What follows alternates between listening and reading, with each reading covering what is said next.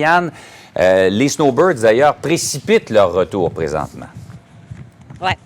Ah, et on s'en rend compte ce matin, on est au poste frontalier de Saint-Bernard-de-la-Colle et plus ça va, plus on voit justement des snowbirds arriver avec le véhicule plein de bagages à l'arrière qui rentrent au bercail. Ils ont écouté le message du premier ministre Justin Trudeau qui disait rentrer au pays, mais surtout, dans plusieurs cas, de ce que je comprends, le message de leurs enfants qui, eux, étaient au Québec, voyaient la situation et avaient hâte que leurs parents reviennent notamment de la Floride. Maintenant, serait donc annoncé dans les prochaines heures qu'il y a une entente entre le Canada et les États-Unis, donc une entente conjointe pour fermer la frontière aux voyages non essentiels, mais continuer de laisser passer, par exemple, le transport de marchandises, les camionneurs. On le sait que notamment, il y a 50 de l'équipement médical qui est utilisé au Canada qui vient des États-Unis. Donc, on veut que ça continue de passer.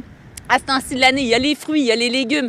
Bref, une entente qui est en cours de négociation. C'est notre collègue Emmanuel Latraverse qui a appris que ça négociait toute la nuit.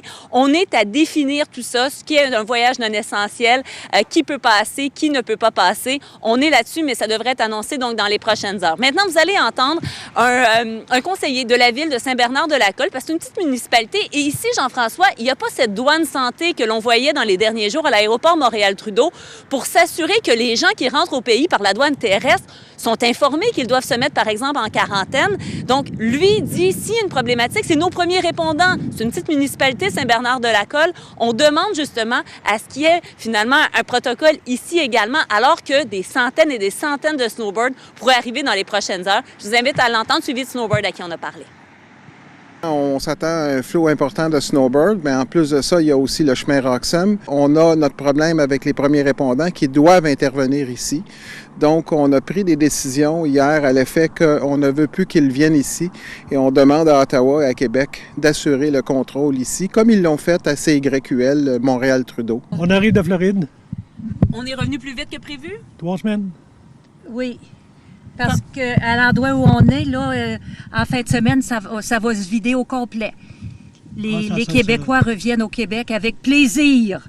Ça devenait de plus en plus inquiétant, là, avec ce qu'on apprenait au Québec et la progression de la maladie aux États-Unis. Alors, nos enfants nous mettaient pas mal de pression. Alors, on a fini par écouter. Les voyageurs à qui j'ai parlé m'ont dit qu'à la douane, on leur a posé la question. Comment vous sentez-vous? Avez-vous des symptômes? On leur a remis également une feuille sur laquelle il est mentionné, donc, qu'ils doivent se mettre en quarantaine. Mais est-ce qu'il pourrait y avoir lieu qu'il y ait justement des agents d'information ici également? Bref, le message est lancé là, par ce conseiller que vous avez entendu. Oui, effectivement, espérons qu'il va être bien entendu et respecté. Encore une fois, discipline. On en a tous besoin. On va s'aider les uns les autres si on reste disciplinés. Merci beaucoup, Marianne.